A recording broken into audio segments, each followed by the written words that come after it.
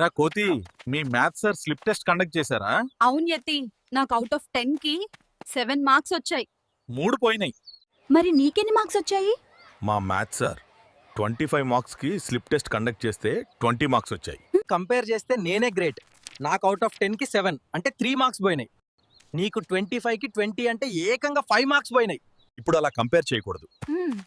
ఒకవేళ ఇవే exams 100 marks కి కండక్ట్ చేస్తే మనకి ఎన్ని మార్క్స్ వచ్చి ఉండేవో క్యాల్కులేట్ చేయాలి. ఎగ్జామ్ 25 మార్క్స్ కి నాకు 20 మార్క్స్ వచ్చాయి. అర్థమైంది.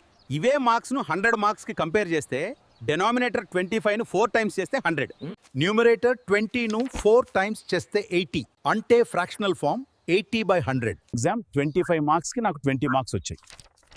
అదే 100 మార్క్స్ కి 80 మార్క్స్ వస్తాయని అర్థం, అంటే 80%. నా మార్క్స్ 7/10 కాబట్టి డెనామినేటర్ 10 కి 10 టైమ్స్ 100, అలానే న్యూమరేటర్ 7 కి 10 టైమ్స్ 70, అంటే fractional form is 70/100. Exam 10 marks కి నాకు 7 వచ్చాయి. ఇవే మార్క్స్ ని 100 కి కంపేర్ చేస్తే నాకు 70 మార్క్స్ వస్తాయి, అంటే 70% అన్నమాట. పర్సెంటేజ్ అంటే a part of whole expressed in hundreds. యతి గారు, మీకు పుణ్యం కొంచెం సింపుల్ గా చెప్పండి. పర్సెంటేజ్ అంటే సింపుల్ గా చెప్పాలంటే for every 100, for 100, out of every 100 or fraction with denominator 100.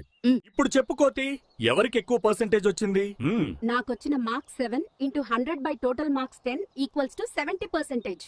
నీకు వచ్చిన marks 20 into 100 by total marks 25 equals to 80%. 3 marks పోయినా నాకన్నా 5 మార్క్స్ పోయినా నువ్వే గ్రేట్ అంటావు. అరే ఆగ్రా కోతి